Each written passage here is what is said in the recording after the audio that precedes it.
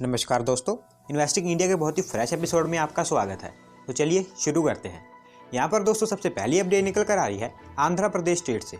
जहाँ पर government of India के द्वारा Adani group owned Krishnapatnam port को लिमिटेड को कृष्णापट्टनम पोर्ट के थर्ड और फाइनल एक्सपेंशन प्रोजेक्ट को इम्प्लीमेंट करने के लिए पूरी तरह से अप्रूवल दे दी गई है। Krishnapatnam port India second largest private port है जो आंध्र प्रदेश के नेल्लोर डिस्ट्रिक्ट में सिचुएटेड है। करंटली इस पोर्ट की cargo handling capacity 64 million turns है और अडानी ग्रुप इस पोर्ट को डेवलप करके इसकी कार्गो हैंडलिंग कैपेसिटी को 2025 तक 500 मिलियन टन्स तक पहुंचाना चाहता है, जिसके लिए वो इस पोर्ट के डेवलपमेंट के लिए 12,256 करोड़ की इन्वेस्टमेंट करने वाले हैं। हालांकि इस पोर्ट डेवलपमेंट के फेज 3 प्रोजेक्ट के अंतर्गत कृष्णापट्टनम पोर्ट में डेवलपमेंट करके उसकी कार्गो हैंडलिंग कैपेसिटी को 154 मिलियन टन्स तक एडिशनल इंक्रीज किया जाएगा।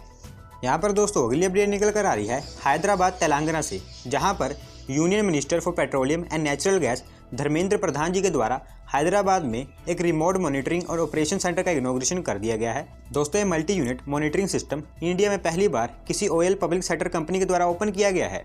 ये remote monitoring centre BHEL and US based generic electric के द्वारा मिलकर सेटअप किया गया है, जो इंडियन ऑयल की across the country 8 oil refineries में 27 गैस टर्बाइन्स के डाटा को एनालाइज और उसकी मॉनिटरिंग करेंगे। हालांकि पहले इसकी मॉनिटरिंग जेनेरिक इलेक्ट्रिक्स के US बेस्ड मॉनिटरिंग सेंटर में की जानी थी, लेकिन गवर्नमेंट ऑफ इंडिया के आत्मनिर्भर भारत और नेशनल साइबर सिक्योरिटी गाइडलाइंस के अंतर्गत इसकी मॉनिटरिंग के लिए हैदराबाद में सेंटर सेटअप किया गया है। दोस्तों इस कंट्रोल सेंटर का इंडिया में सेटअप होने के कारण एक तो देश का डाटा देश में ही रहेगा और दूसरा देश में होने के कारण इस डाटा को अच्छी तरह से एनालाइज किया जा सकेगा।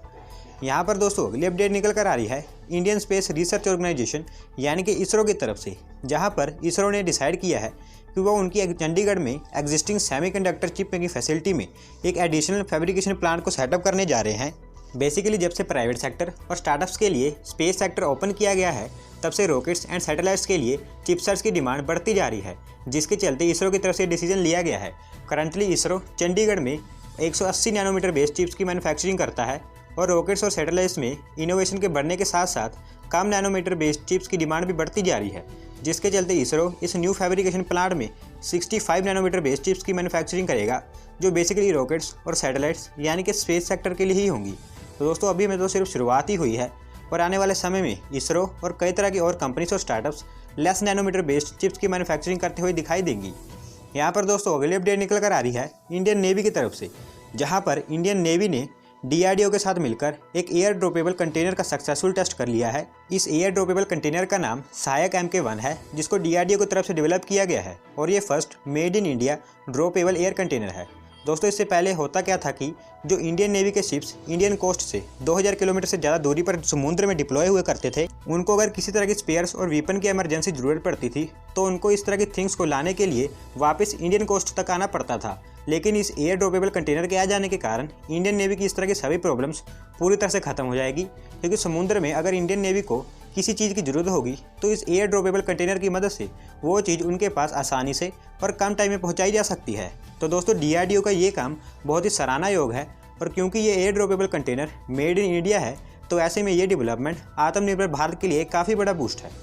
यहाँ पर दोस्तों अगली अपडेट निकल कर आ रही है इंडियन रेलवेज़ की तरफ से, जहाँ पर इंडियन रेलवेज़ ने अनाउंसमेंट की है कि वो न्यू दिल्ली से श्री माता वैष्णो देवी कटरा के लिए वंदे भारत की सर्विसेज को कल यानी कि 1 जनवरी 2021 से दोबारा स्टार्ट करने जा रहे हैं। दोस्तों जब से कोरोना लॉकडाउन हुआ है तब से लेकर अब तक वंदे भारत की ये सर्विसेज बिल्कुल बंद थी, जिसको अब कल से रिज्यूम कर दिया जाएगा। तो वह ऐसे में जो पिलग्रिम्स न्यू दिल्ली से वैष्णो देवी कटरा जाना चाहते हैं अब वो इस ट्रेन से ट्रैवल करके जा सकते हैं। यहाँ पर दोस्तों अगली अपडेट भी इंडियन रेलवेज़ की तरफ से ही निकल कर आ रही है, जहाँ पर रेलवे मिनिस्टर पीयूष गोयल जी के द्वारा इंडियन रेलवेज़ की टिकटिंग वेबसाइट IRCTC का अपग्रेडेड वर्जन लॉन्च कर दिया गया है। रेलवे मिनिस्टर पीयूष गोयल जी का कहना है कि रेलवे पैसेंजर्स के ट्रैवलिंग एक्सपीरियंस को इम्प्रूव और बेहतर करने के लिए रेलवेज़ की IRCTC वेबसाइट उनको best in class features provide करने वाली है। दोस्तों इंडियन रेलवेज़ ने वाकई में IRCTC वेबसाइट में काफ़ी ज़्यादा अपग्रेड कर दिया है, और अगर मैं आपको इस वीडियो में इसके फीचर्स बताऊँगा तो वीडियो काफ़ी ज़्यादा बड़ा हो जाएगा। आप खुद रेलवेज़ की IRCTC वेबसाइट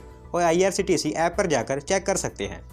यहाँ पर दोस्तों अगली अपडेट निकल कर आ रही है NHSRCL यानी कि national high speed rail corporation limited की तरफ से। दोस्तों जैसा कि आपको पता ही है कि 2020 खत्म होने जा रहा है और NHSRCL हर महीने के अंत में बुलेट ट्रेन प्रोजेक्ट से रिलेटेड जितना भी काम कंप्लीट हो चुका है उसके ऊपर अपडेट प्रोवाइड करती है। तो ऐसे में Ahmedabad Mumbai bullet train project के ऊपर जितना भी काम कंप्लीट हो चुका है उसके ऊपर NHSRCL ने वर्क प्रोग्रेस रिलीज़ किया है, जिसमें उन्होंने बताया है कि Ahmedabad Mumbai bullet train project के लिए ओवरऑल 70% लैंड एक्विजिशन का काम कंप्लीट हो चुका है और वहीं इस बुलेट ट्रेन प्रोजेक्ट के लिए हर तरह के इन्वायरमेंटल क्लियरेंस ले ली गई है। इसके अलावा टोटल 508 किलोमीटर लंबे बुलेट ट्रेन कॉरिडोर में से 325 किलोमीटर के कंस्ट्रक्शन के लिए कॉन्ट्रैक्ट भी अवार्ड कर दिए जा चुके हैं और साथ ही साथ Delhi Varanasi high speed corridor के लिए भी DPR रिपोर्ट तैयार करके सेंट्रल गवर्नमेंट को भेजी जा चुकी है। दोस्तों इसके अलावा NHSRCL ने इन बुलेट ट्रेन प्रोजेक्ट से रिलेटेड और भी इंफॉर्मेशन पोस्ट की है, जिसको आप इंटरनेट पर जाकर पढ़ सकते हैं और बाकी की जो मेन इन्फॉर्मेशन है वो मैंने आपको इस वीडियो में बता दी है।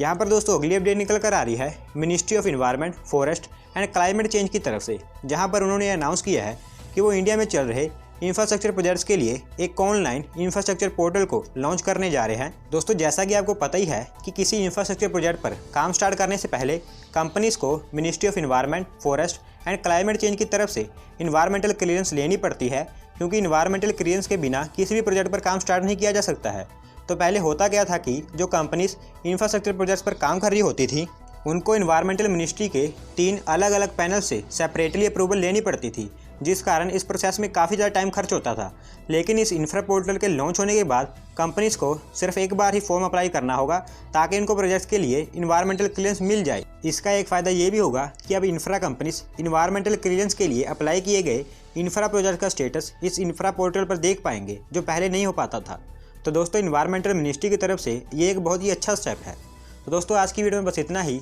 अगर आप अपनी तरफ से कोई अपडेट सबमिट करना चाहते हैं तो डिस्क्रिप्शन में दिए गए लिंक पर क्लिक करके सबमिट कर सकते हैं। और आज की वीडियो पसंद आई हो तो वीडियो को लाइक करें, चैनल को सब्सक्राइब करें। धन्यवाद आपका वीडियो को देखने के लिए।